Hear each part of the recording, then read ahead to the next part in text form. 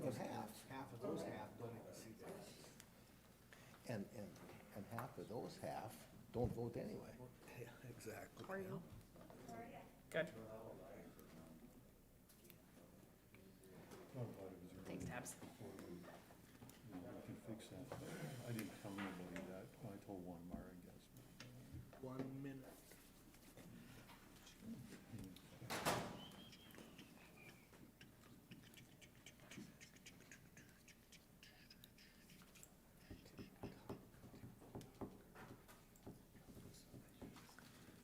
Making me wonder here. I need to look.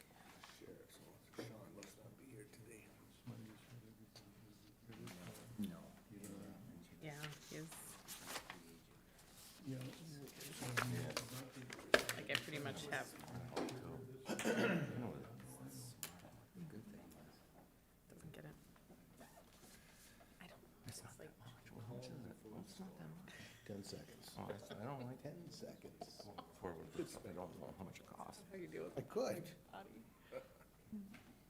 He's, I don't know if it's because he tries or just doesn't know that he's I could. not I'm convinced. just Bring this meeting to order. Please stand and join the board in saying the Pledge of Allegiance. I pledge allegiance to the flag of the United States of America and to the republic for which it stands, one nation, under God, indivisible, with liberty and justice for all. Morning, everybody. Good morning, Mr. Chair. Approval of the board minutes. Moved. Second. Motion by Commissioner Winter, second by Commissioner Jelinski. Discussion? All in favor? Aye. Opposed? Motion carried. Additions or deletions? So moved. Motion by Commissioner Wilson, second by Blaine. Commissioner Blaine to accept the agenda. Discussion? All in favor? Aye. Opposed? Motion carried. First on the agenda tonight, or this morning, is Sheriff's Report. Morning, Jason. Good morning, Mr. Worley. Morning, Chief. Good morning, sir.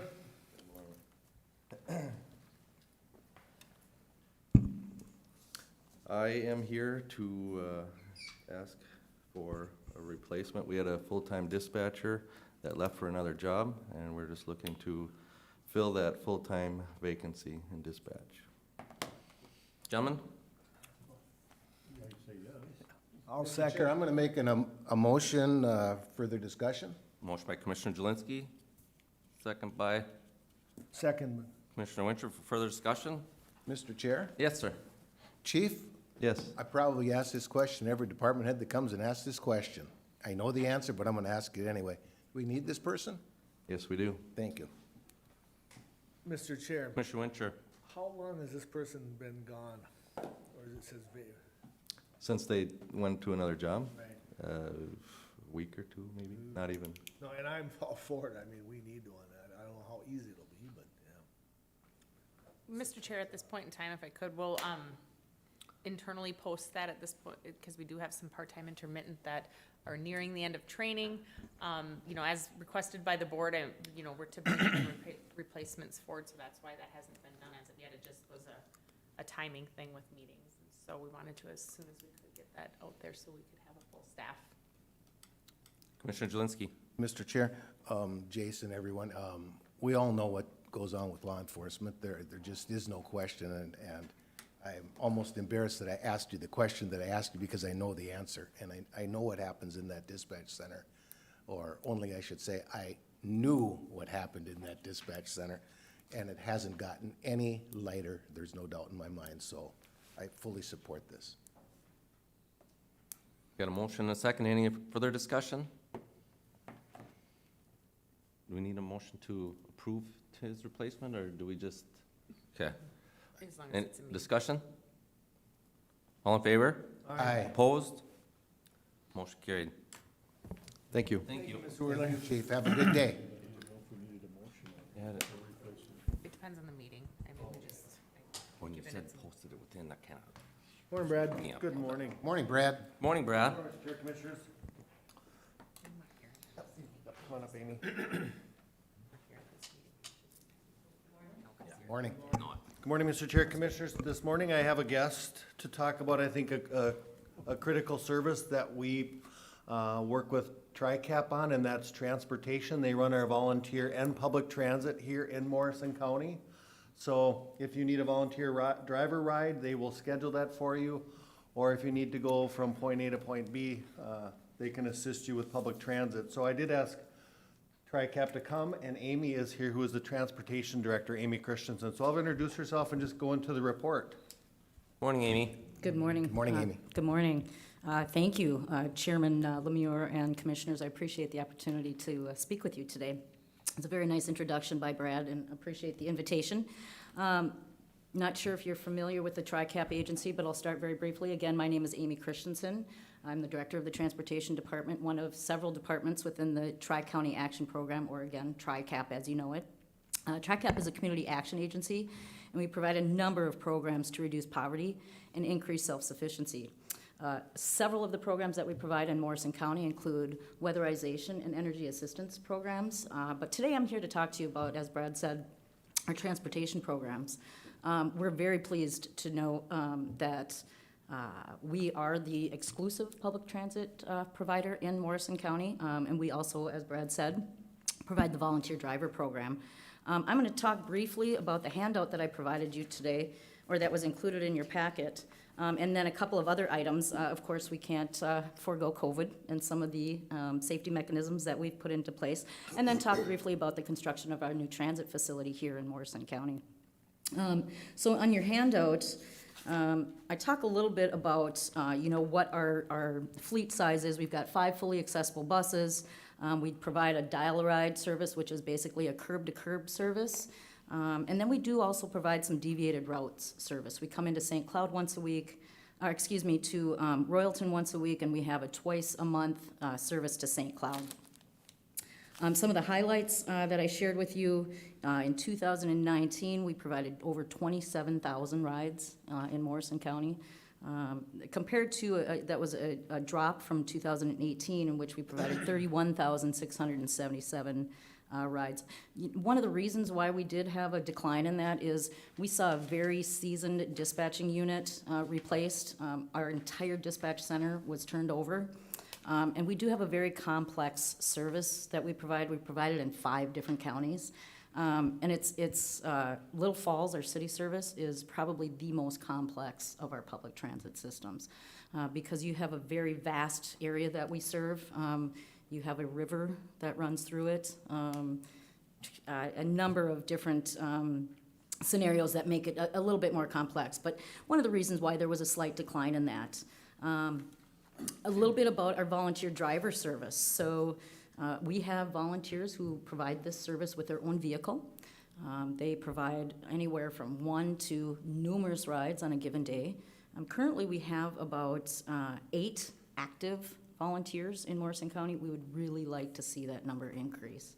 We really have, as Brad, I see Brad nodding, there is an enormous need for these volunteer rides. And so, in fact, I brought some flyers, if any of you are interested, or if I could leave them behind, talking about our volunteer driver program.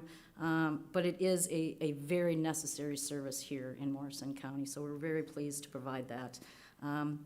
The rides that we provided in 2019 exceeded 5,000 in comparison to about 4,700 in 2018. So we're seeing those numbers increase substantially, trying to keep up with the need to have our volunteers. Unfortunately, we see a decline in the number of volunteers that we have providing services for our program.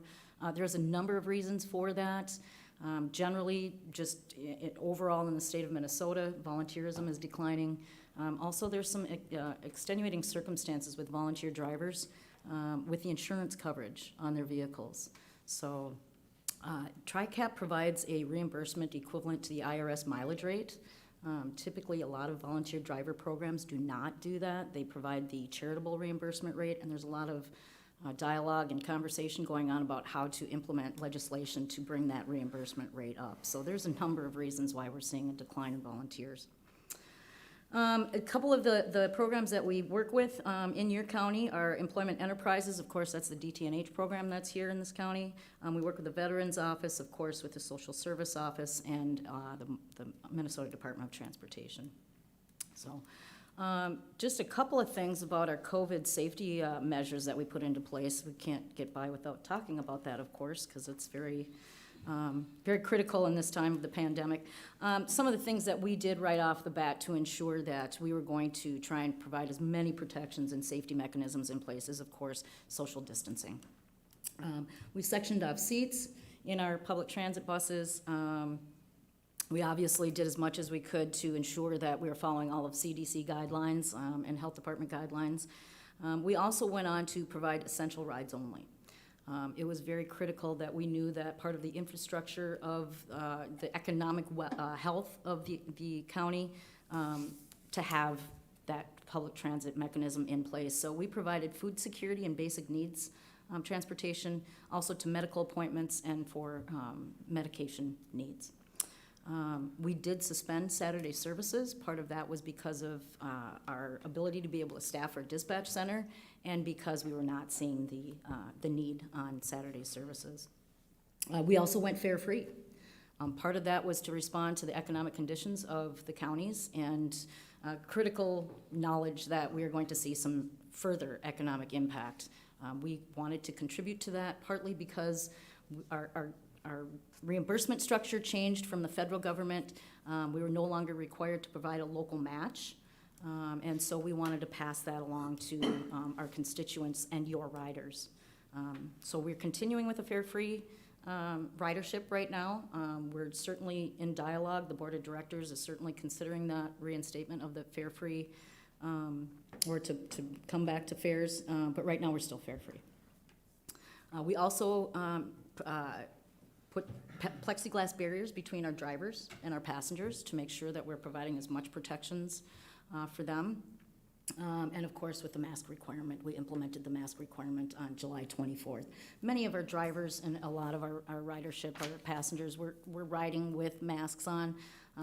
But when we became a mask required state, we implemented that in keeping with that, but we also provided masks to our passengers.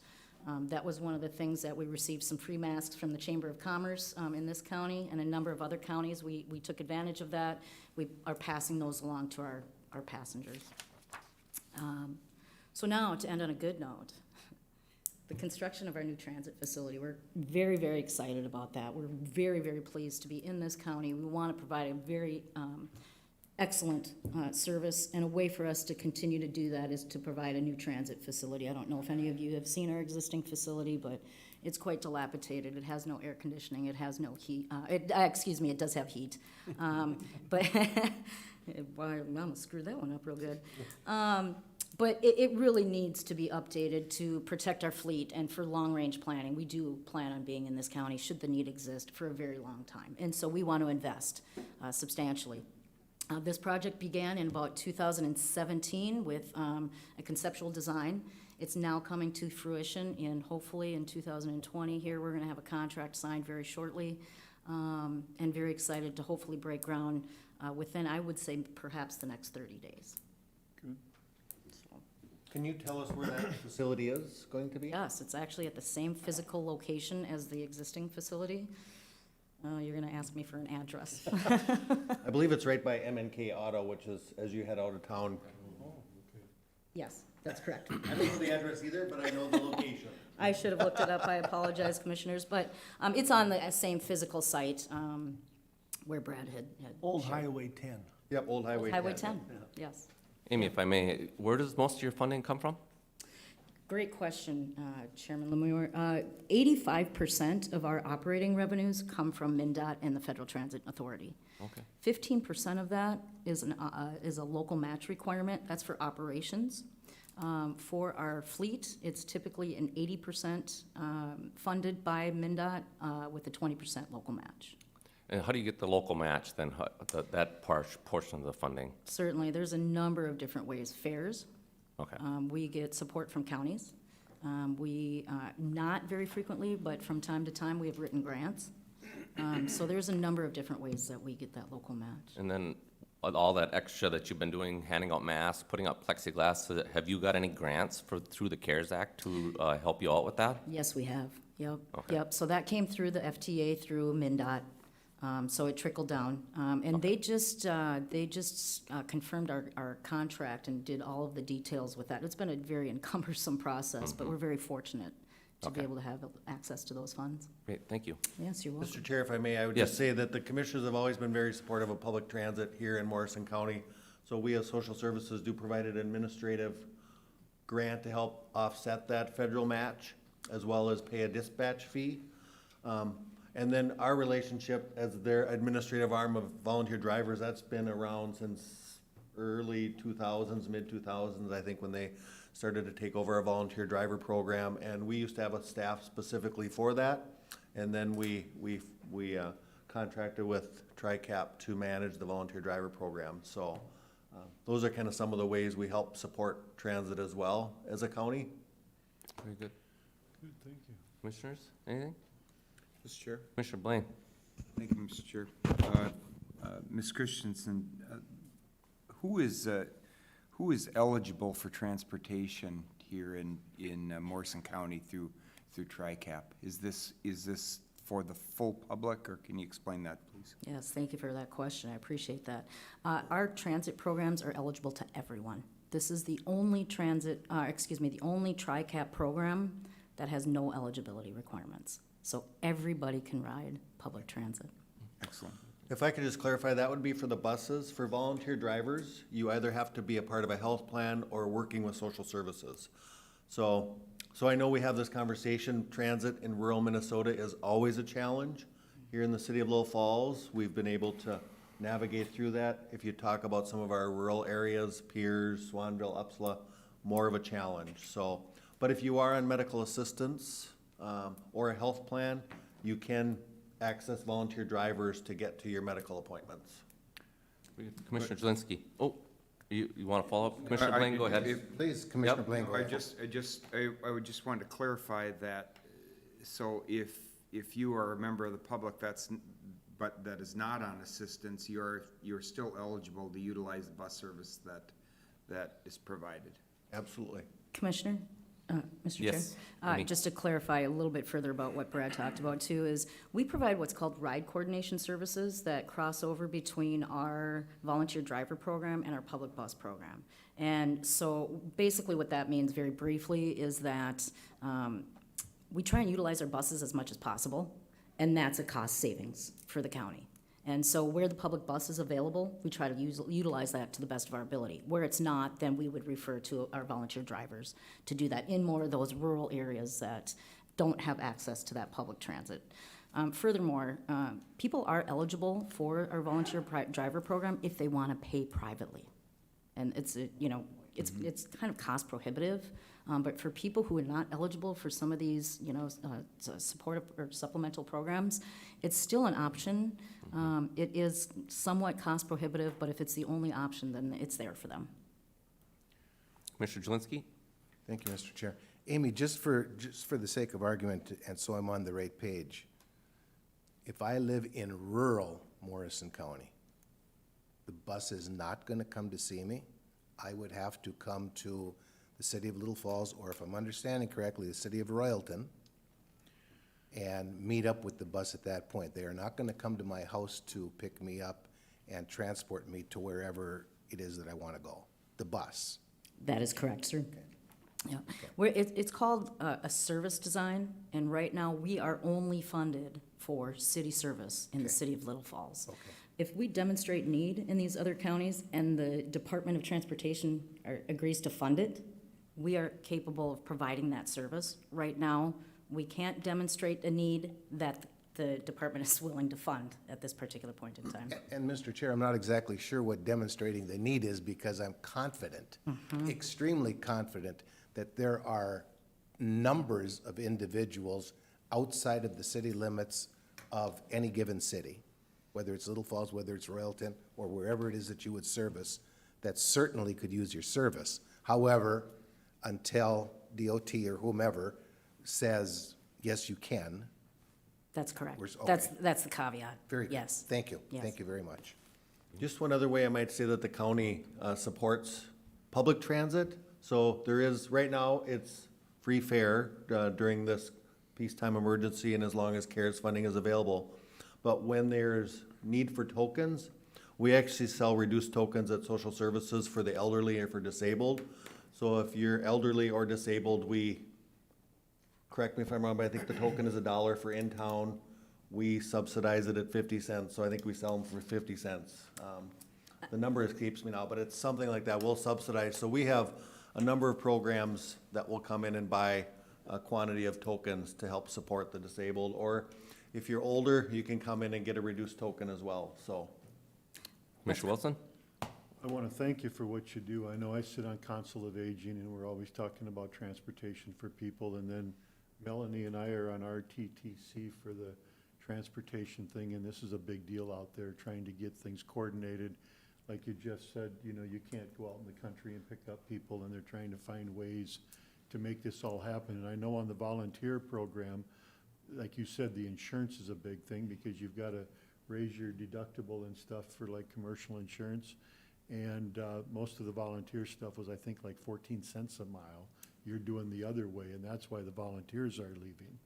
You know, plus with the COVID, most of them were older people that are doing it. So I thank you for what you're doing, and I hope we can all work together to make things better yet. Thank you, Commissioner Wilson. I'd like to thank you for coming before us today and the service you do provide the citizens of Morrison County. We appreciate it very much. Thank you, Chair Lemire. Mr. Chair, can I just comment one more Sure. time? On volunteer drivers, is there anything on the horizon, do you think, to help out the volunteer drivers? I know, and I'm very clear on the importance of a volunteer driver, and I get it. I get it.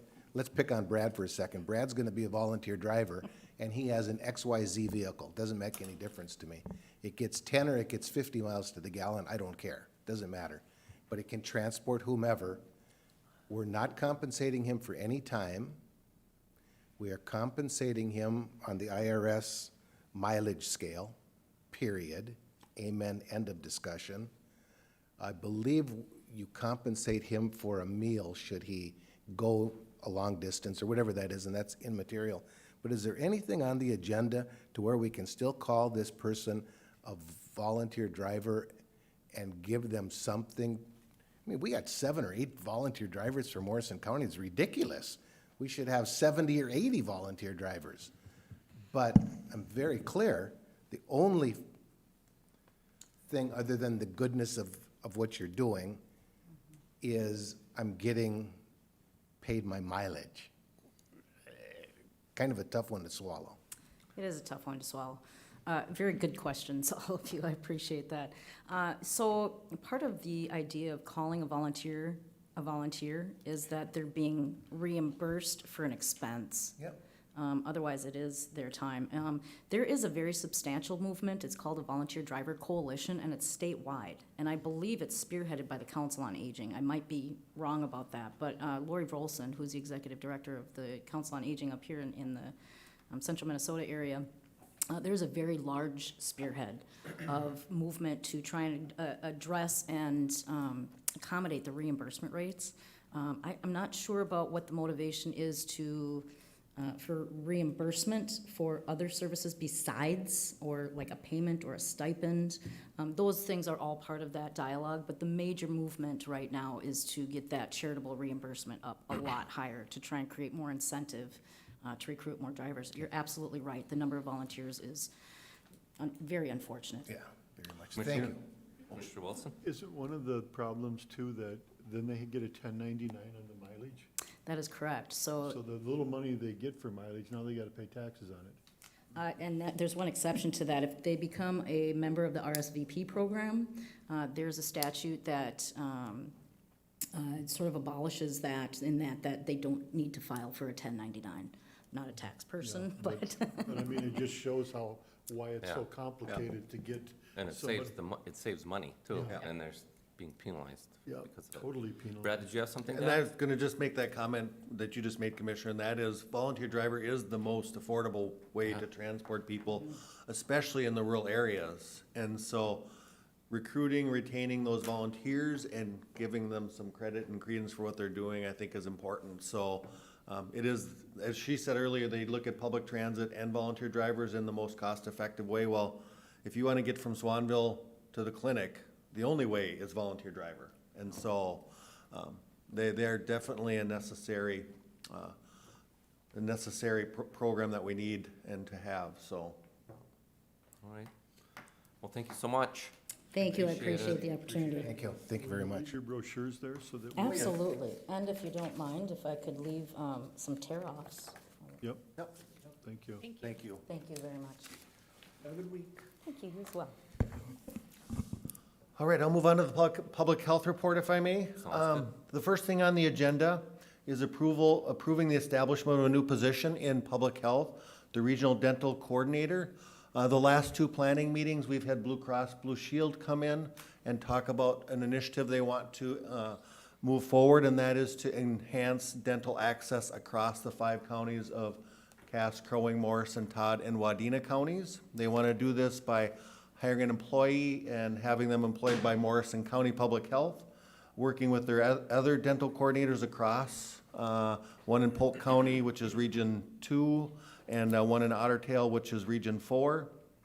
And so this position will be fully funded by Blue Cross Blue Shield for up to 3 years, provided they remain our PMAP program.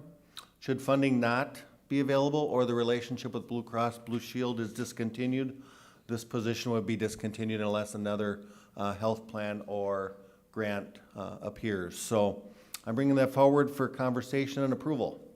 Gentlemen, can I get a motion and a second for further discussion? So moved. Motion by Commissioner Wilson, Second. second by Commissioner Winter. Discussion? Mr. Chair, Commissioner Wilson? they've been at our last 2 planning sessions, and I really want to thank Blue Cross for their taking this position, and they're paying everything at like $100,000 a year. Correct. For this position for 3 years, and it's to help our dental with the young people and stuff, so I really appreciate the fact that they're doing this for us.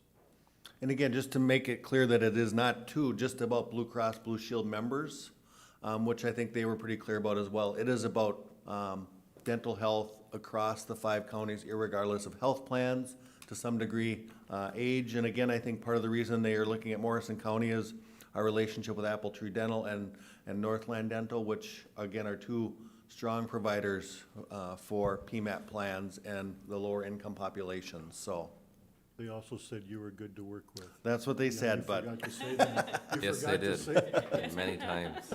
Commissioner Zelinski? Thank you, Mr. Chair. Mr. Chair, Brad, I think it's really important that we take an honest look at what we're talking about here. We're talking about a regional dental coordinator for public health. And although this, if it's cliche is the right word, I'm not sure, is maybe overused, but we can either be at the table or we can be on the menu.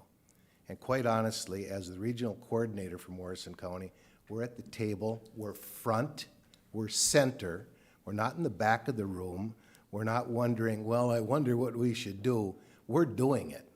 And I think that that speaks highly, not only of Blue Cross for selecting Morrison County, but it speaks highly of Morrison County.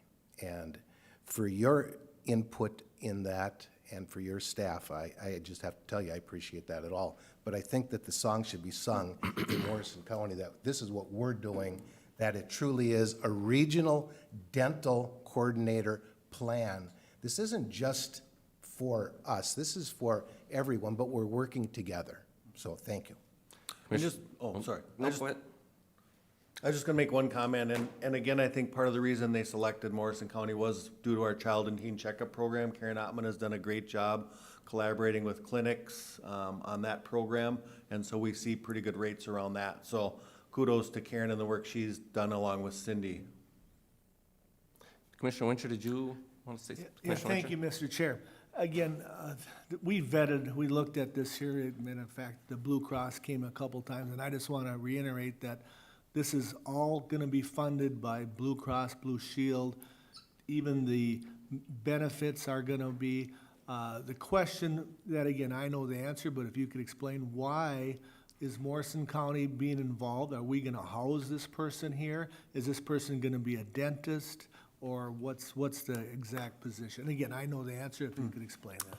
So the goal of this position, it's gonna be a bachelor's level position that will be Really trying to focus on population health across 5 counties. I think you made a good point. Why doesn't Blue Cross Blue Shield just pay for a dentist? Well, that's just one person in one area that really is not gonna, may not improve access across all 5 counties, or even in this county.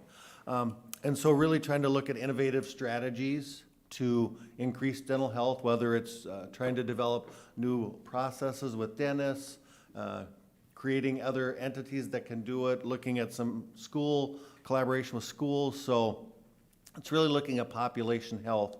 And so no, it would not be a dentist, it would be a bachelor's level person who can really bring, I think, people together across the 5 counties, providers, schools, public health, social services, and trying to figure out new ways to increase dental health.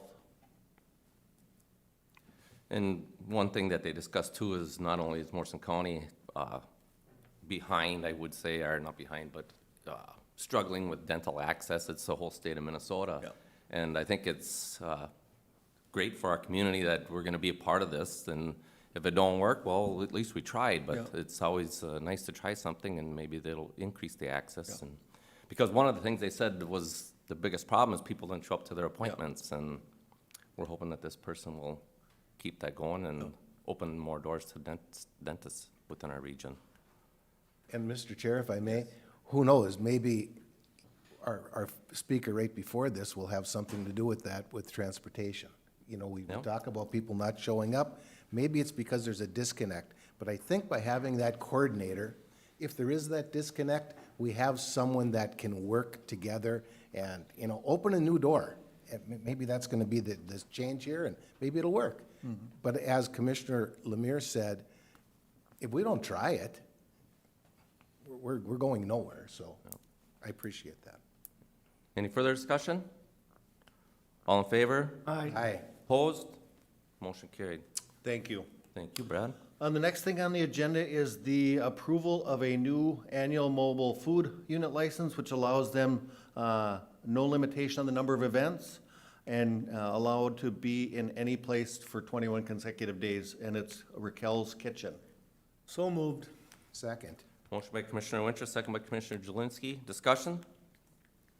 Mr. Chair? Commissioner Jelinski. Maybe, I see that Raquel is with us today. She could explain to us what her kitchen is all about, if you don't Sure. mind me If to I could ask. just ask you to go to the microphone so everybody can hear you.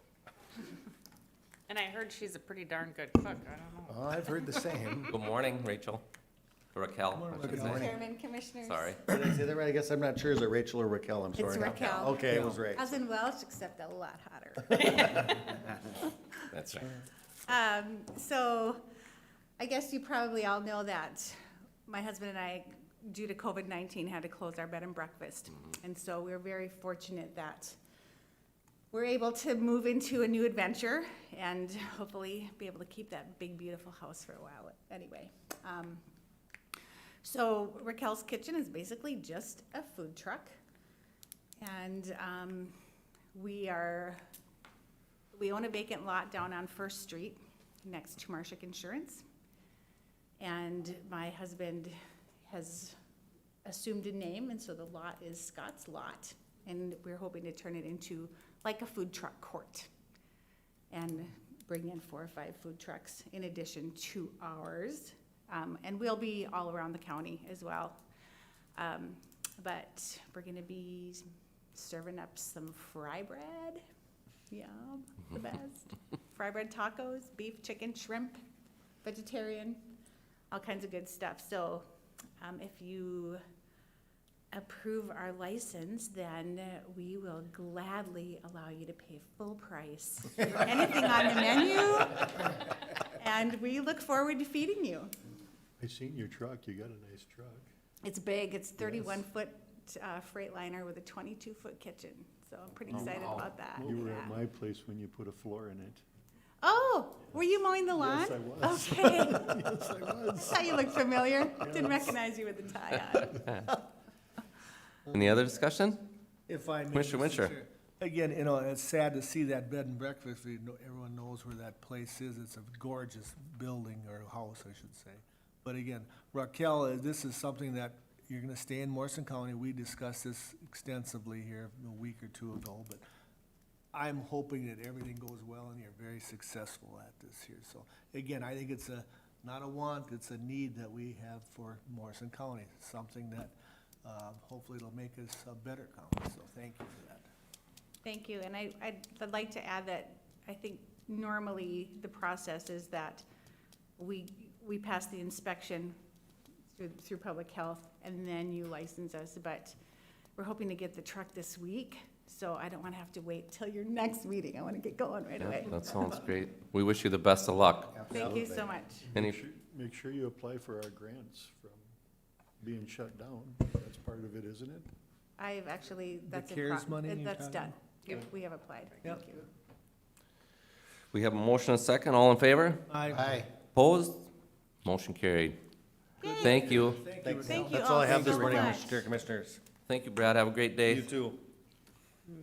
Mr. Chair, I'm going to represent Amy? Land Services. Right. Jean, we're a team Deb? here this morning. There are a few action items that Amy asked me to address with you, gentlemen.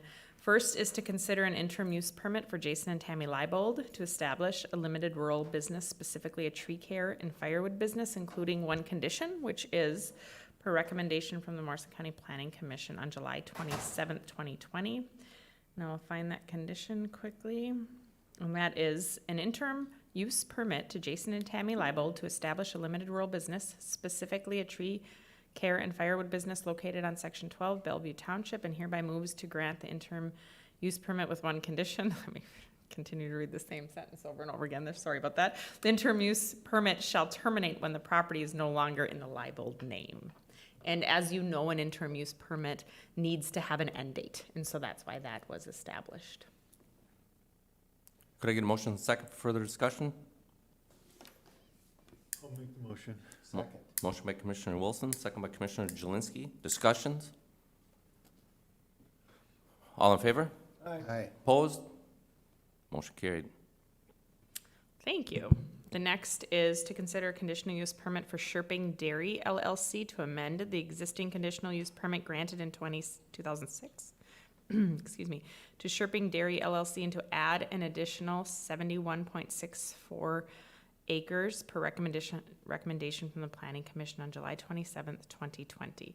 And from what I understand, this was just adding property to the existing location for that established feedlot. Mr. Chair, I'll make a motion. Motion by Commissioner Blaine, Second. second by Commissioner Wincher. Discussion? Mr. Chair, this is actually a land swap to allow them a piece of property next door that allowed them to expand the manure storage. Very good. Further discussion? All in favor? Aye. Opposed? Motion carried.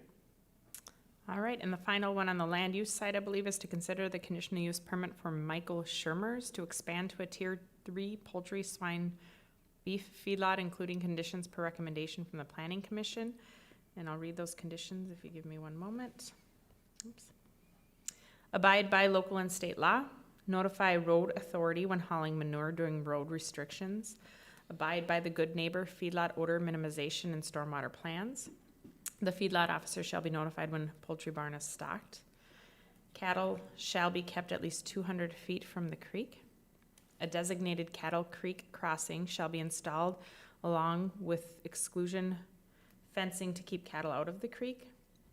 Location of the swine barn shall be determined and agreed upon by the feedlot officer prior to the land use permit application.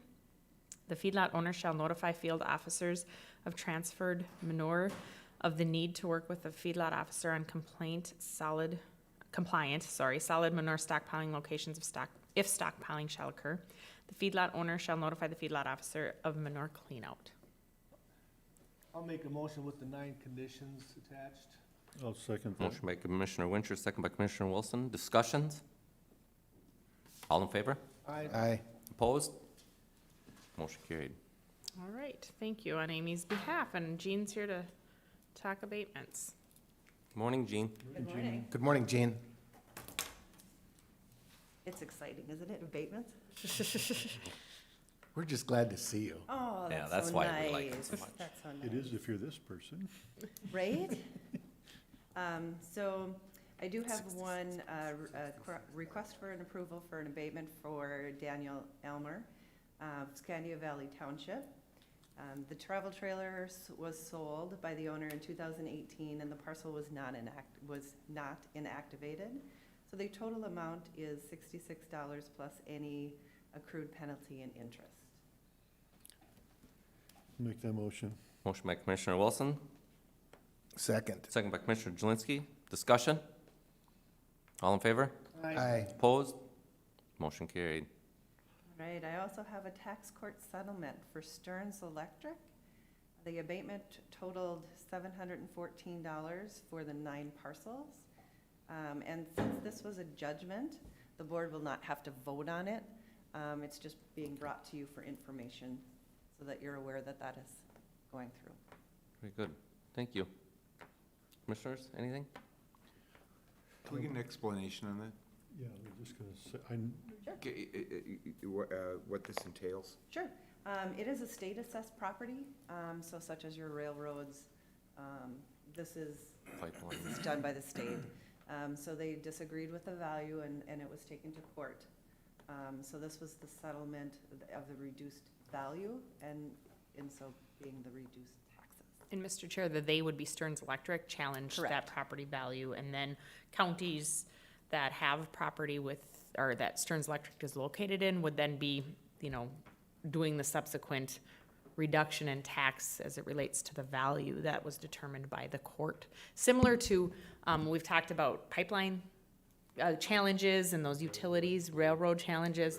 That's the Yeah. recourse when it comes to challenging those state-assessed properties. Mr. Chair, if I may? Yes. So, for clarification, then, the disagreement was over the value of public land or government-owned land, not private land, correct? Well, it was owned by Stearns Yeah. Electric. Oh, it's, Yep. yeah, this would be like, this would be in the instance for the utility land, that they may have a substation on, or that they may have, a line that crosses. Very good, thank Commissioner you. Wilson? Gene, you brought to us before, like, I think it was the railroad, wasn't it, or was the pipeline? But anyway, this one here now, does this get us up to date, for instance, so that they'll reevaluate those at the right valuation? Well, and it wasn't that it was incorrect, it was just taken to court and Okay. contested. So, every year, these values are, the state values these properties, on an annual basis. So they will have another valuation notice that they will receive for next year. Depending upon individual circumstances, as far as, moving forward with the court, it's just the current year that they're working on. So it brings us up to date as of now, but, next year when valuation notices come out, or this year when valuation notices come out, it will be a different number. I guess my question maybe then is, can they go back 5 years and do the last 5 years, or since this came to court for that year, Then it'll just be moving forward. forward from that position? Yep. Okay, because that one was a pretty big amount that, yeah. And it's still in discussion yet, it hasn't been finalized yet, and some counties were substantially impacted, because while those entities, have every right to look at the values and challenge that, whether it be with us on a private property or with, the state of Minnesota on utilities, that translates to taxes. And so if an award is given that lowers that value, then it translates to that return of those tax dollars. And so, with this settlement, it was quite minimal in, Correct. I'm certain it's more impactful to other counties in which they have more property or more, value that's going to be impacting that. But that's kind of, private properties have on an annual basis through the Board of Equalization and through that appeals process that they can challenge or question the value that we put on. This is a unique situation because we're at the mercy of the state doing the evaluation and don't really have any type of influence in that valuation process, but yet are tasked with the cleanup, if there's a challenge that's successful or a court awards that, it makes it difficult, especially when it's significant, like what we had talked about previously with the pipeline, in terms of the overall state and what's happening. Commissioner Blaine? Thank you, Mr. Chair. So, to that point, Deb and Jean, so in this case, the utility was taking legal action to challenge the value of property, you know, and taking this to court. Does Morrison County assume any legal costs in this process, or because their argument is not with us, it's with the state of Minnesota, we suffer the ancillary effects of a judgment one way or the other, correct? Yes. And so I was just curious if these discrepancies cause us to incur costs on legal representation. No. Okay. If it was a local appeal on other properties, private properties, yes, you know, then we're in court. But this is their. This is not. This is the utilities' argument with the state of Minnesota's valuation of property, not Yep. with the county. We just pay the taxes back that were paid to us that would correlate to that value reduction. Okay, very good. Thank you. Thank you, Jean. Thanks. Thanks, Have a Gene. great day. Have a great day. Next on the agenda, Veterans Affairs. I do, and I didn't know that they challenged that. Good morning, Kathy. Good morning. Morning, Kathy. Hi, Kathy. So I'm just here this morning to talk about getting our resolution signed for our annual $10,000 grant that we get from the Minnesota Department of Veterans Affairs.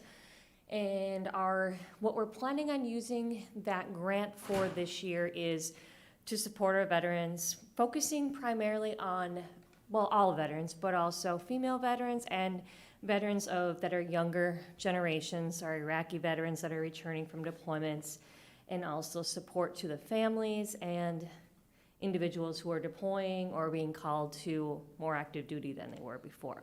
So providing resources for mental health, financial support, whatever we can do to make those transitions back into society more successful, and also to kind of alleviate some of the mental health stressors that we have coming about too with the pandemic. So that's what we have. So we're just needing approval and signature to accept those funds for 2021. I'll move on this, Mr. Chair. Motion made by Commissioner Jelinski, Second. second by Commissioner Blaine. Further discussions? I just have one question. Is there a difference between the first resolution and the second resolution? I don't know. Kathy would need to tell me that. Oh, No, I think we had to close out the other one, and this is the new one for the next year, if I remember right. Oh, I didn't do it twice. I may have. Did you notice anything, Tibbs?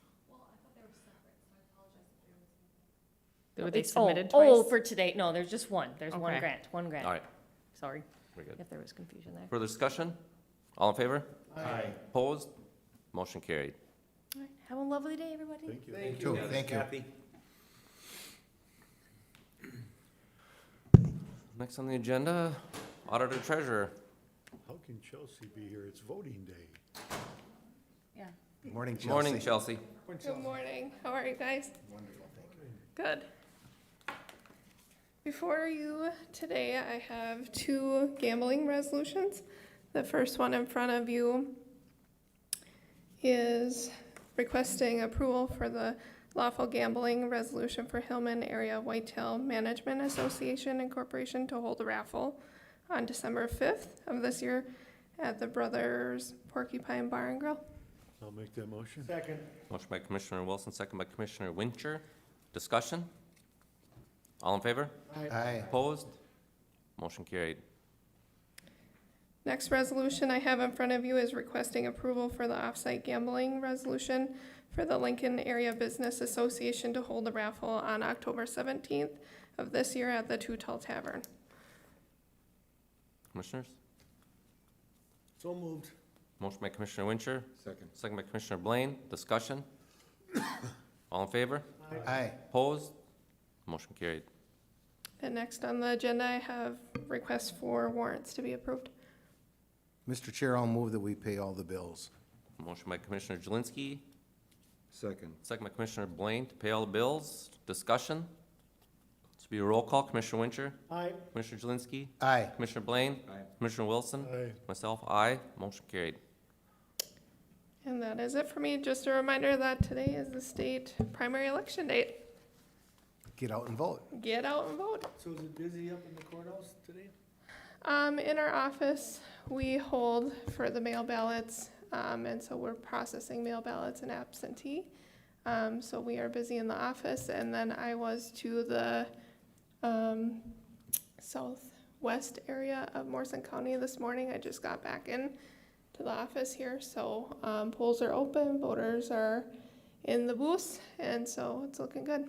Question I have, Mr. Chair, is everyone required to wear a mask when they come in and vote, or is someone handed to them if they don't have one?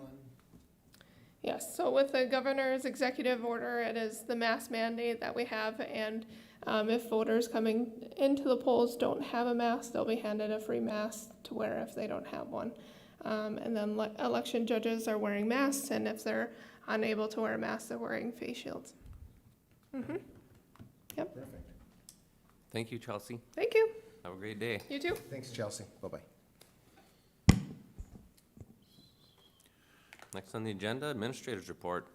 Ms. Gruber? Mr. Chair, I have before you a proclamation, or a resolution, I should say, that kind of defines resolutions and proclamations for the county. We've talked about this a number of times at the planning sessions. And what this resolution really does, it was something that I had seen elsewhere, and through discussion, you determined it was something you wanted to bring forward for discussion and consideration. It really does a good job, I think, defining what it is as county government we do. And to make sure that we are all, not only from a staff perspective, staying on track, offers guidance for the board when it comes to really what our work and what really is in our wheelhouse as county government, and kind of what isn't. So we make sure that we're spending resources and time on that business that impacts and works for the citizens and what we are able to do. And so that's what this does. I don't know, Mr. Chair, if you want me to read any of it or not, but it really goes through what resolutions are for the county board and what we need to take action on as a course of our business. It addresses what happens or what's to be considered when it comes to influence for state and federal policy, and then also proclamations and resolutions that really aren't the business of county government, even though some may not realize that when they bring that forward or have a request. But it allows us to provide some guidance when it comes to that and why. Gentlemen, or Commissioners, could I get a motion and a second for further discussion? So moved, Mr. Chair. Motion by Commissioner Blaine. Second. Second by Commissioner Jelinski. Discussion? All in favor? Aye. Opposed? Motion carried. All right. And then, Mr. Chair, the second item is MHB. And I'm going to actually turn this over maybe to Commissioner Wilson, because this was addressed with some questions when the meeting when I was gone, so I'm not exactly as familiar with We it. have Mr. Bukowski come forward, please. Good morning, Steve. Good morning, Steve. And just for the viewers, MHB is the Mississippi Headwaters Board. Yeah, and Mike sits on there. This so. was a project with signage. I know we go all the way from Aiken down the Mississippi River, telling people where they can get on and where they can get off and how far it is to the next spot. And Tim was here asking if we would put one of these up at Belle Prairie, I think it was. And the question came in on how much it's gonna cost and who will do this. And I had talked to Steve, and correct me if I'm wrong, Steve, but we were gonna put no more than $1,000 into this project, and that you would work on it this winter with people and put it up next spring. Am I correct on that? Correct. That was the intention, is that we believe Tim had sent some costs for the previous ones that were put out, and we believe it probably can be done for under $1,000. But, just to come in and all of a sudden that becomes our top priority doesn't quite work. Right. So we were gonna fit it in when we have spare time throughout the winter, and then we'd install it in the spring. And that's what we wanted. We wanted to hear what you thought, if you had the time, if you had the manpower to do this, and we did like wanted to know what cost, which he didn't know at the time he was here. So that's why we brought it back again for further discussion, and we appreciate you being here. Mr. Chair, he said the one in Brainerd, they paid about $750 to do that one, so. I think it's a good project. I think, we spend a lot of money on trails and stuff, and here we got the river, and really all we need to do is tell people where to get on and where to get off. And I know I've thought about that before, but it's like, well, how long would it take you to go from Camp Ripley down to Little Falls, and where would you get off at, and where would you get on at? And so I believe it's a good project, but I thank you for doing that. One of the items that was utilized to promote the regional declaration for Belprairie Park was the Mississippi River Trail is what it's called essentially, and it is a water trail in which you can canoe from here to there.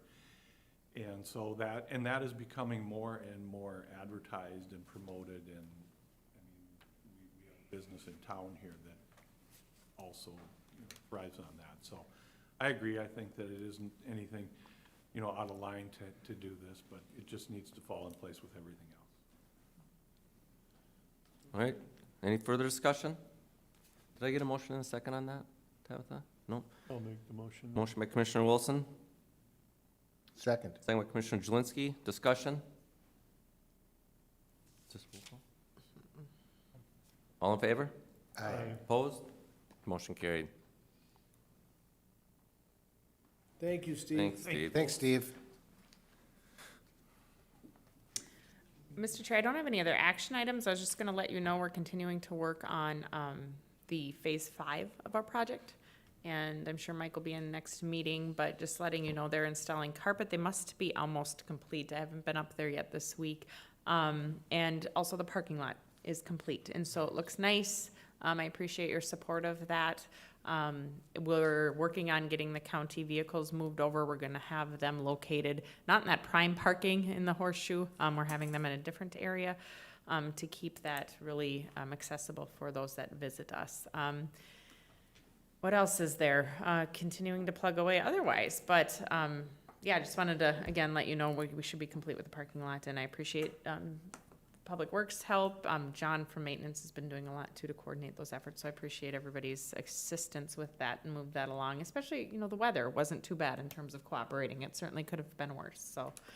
Well, other than that major rain event, I forgot about that. But look at how quickly you forget about that. That was a little bit of a problem, but it does look nice. Mr. Chair? Yes. Deb, I really like the new design of coming in and going around and taking out that middle piece. I think for plowing snow and everything, it's gonna be much better, and I like the entrance much better.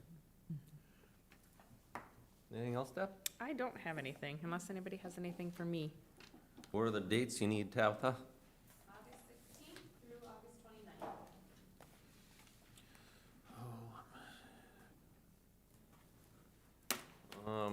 Commissioner Blaine, would you like to start? I certainly can. Or Commissioner Wilson? Go ahead, Mike. Boy, you got rid of that fast. On the 18th, I've got planning session at 8:30. I have community development at 12:15. And I think I got board of, let me see what this one is. Nope, that's not for you.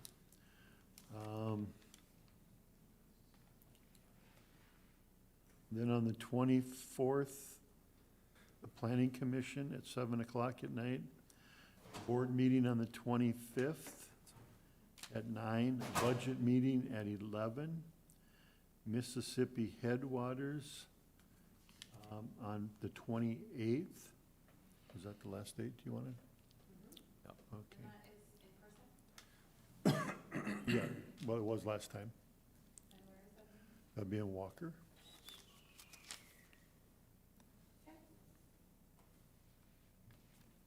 All right, I think the planning commission was canceled, wasn't it? Yeah, For the 24th?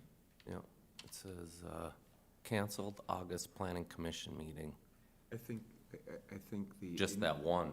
I think the initial notice that was sent was canceled. But I think there, Mr. Chair, I think there is a planning commission meeting.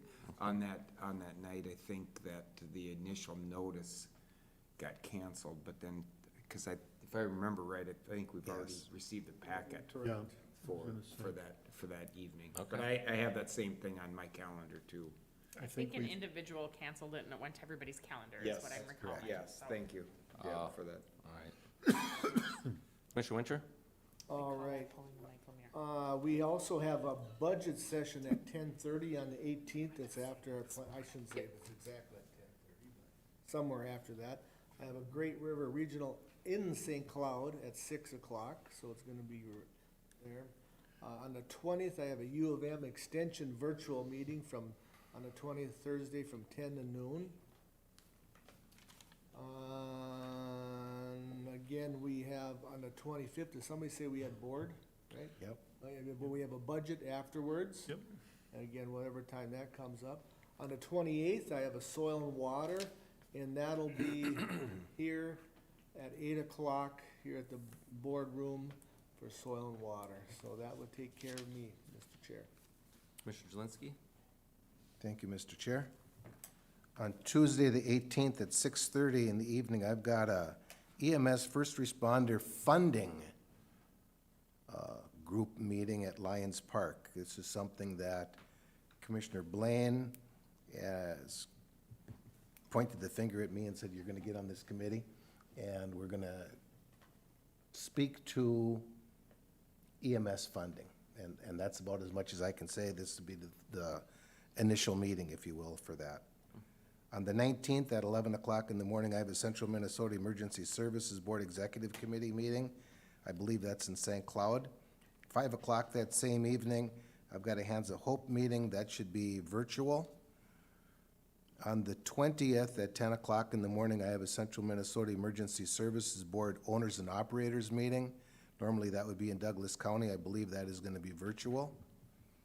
At 7 o'clock that evening, I've got an Egg Society meeting. That should be, I believe, at the fairgrounds. On the 21st, as we all know, the Hope Rocks concert has been canceled, but that would have been the date for it. On the 23rd, well, I won't say that because I'd be missing your birthday because yours is first before mine, so I'm not going to go to that. We didn't discuss that. On the 24th, I'm going to try out getting a new driver's license. I made an appointment, and I'm on for that. That's kind of a big deal because Thanks for reminding me. we Mine's talk coming about up. it all the time, but I don't know if anybody all has gone through that yet, but I made my appointment, so it's kind of cool. On the 27th at 12:30, I've got a State Emergency Communications Board meeting. Normally, that's in St. Paul. That, I believe, is going to be virtual. And, Mr. Chair, I believe that's everything that I have. Thank you, Commissioner Jelinski. Commissioner Blaine? Mr. Chair, thank you. First, I want to say thank you to Commissioner Jelinski for agreeing to be a part of our effort on EMS funding. And his expertise is needed. That's why I twisted his arm to make sure that he would be a part of that process, because he has the expertise and the knowledge base that I don't. The only thing I can add to the calendar, Mr. Chair, is on August 27th at 6 p.m., Region 5 board will meet.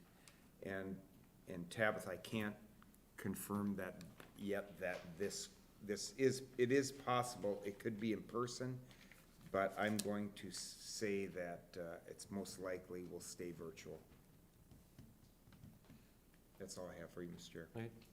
And all I have is on the 25th, HRA, 7 a.m.